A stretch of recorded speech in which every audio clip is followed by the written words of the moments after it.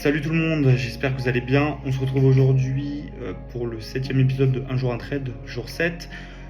Nous sommes le mercredi 11 septembre et on va débriefer aujourd'hui le trade que j'ai pris sur le Nasdaq.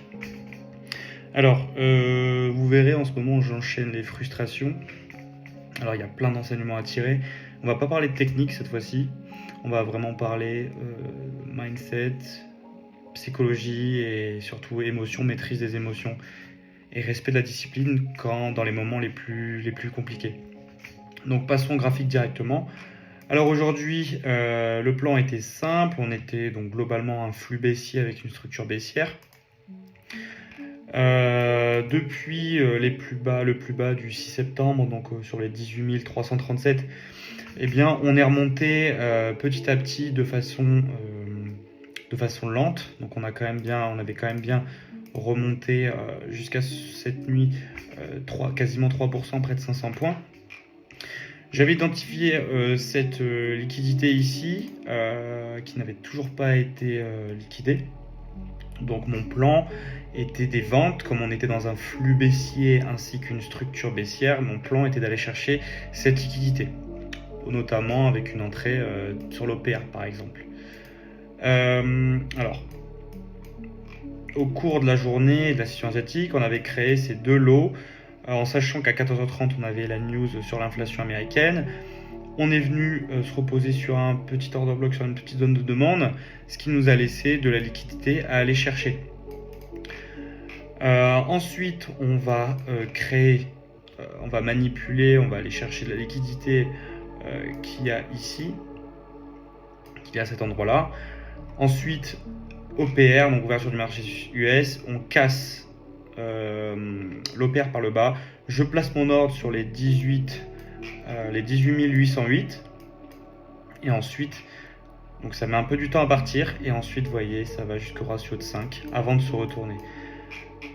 Au ratio de 5, c'est venu chercher toute cette liquidité ici pour se reposer sur une imbalance. Mais on est allé chercher toute cette liquidité, ça c'était l'objectif. Néanmoins, c'est là qu'il y a un problème qui se pose, ou pas d'ailleurs, parce qu'il ne faut pas changer de stratégie et de méthode toutes les 5 minutes non plus.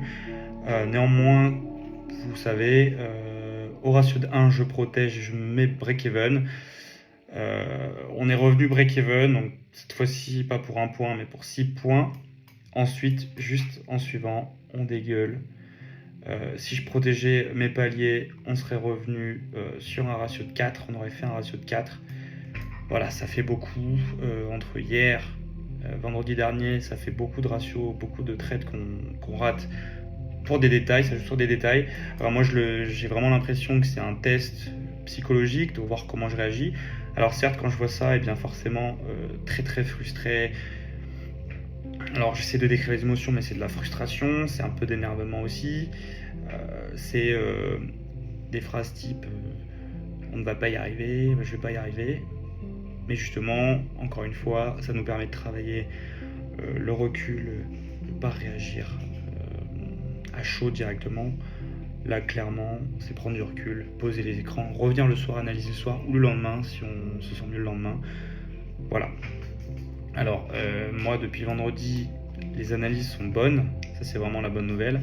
Les analyses sont bonnes. Néanmoins, là, c'est plutôt la méthode, je dirais, que ce soit de gestion de trade qui me fait perdre des ratios. Je vais y réfléchir. Pourquoi pas ne plus passer break-even au ratio d'1, je ne sais pas, parce que j'ai pas pour habitude de changer souvent de méthodologie. Néanmoins, aujourd'hui, donc toujours un BE, ce qui nous fait toujours plus 3,8 R depuis le début de cette série. Voilà, patience, maîtrise de soi, maîtrise de sa discipline, même dans les moments les plus durs. Les best losers win, les meilleurs perdants gagnent. C'est ce qui fait la réussite des grands traders. Voilà, merci pour cette vidéo, j'espère que ça vous aura été instructif. Et voilà, la vie d'un trader, c'est pas tout le temps je montre que ce que je gagne, c'est aussi là faire des vidéos, expliquer comment réagir face à des périodes plus compliquées, mentalement, psychologiquement. Voilà, merci à vous et à demain pour un autre épisode.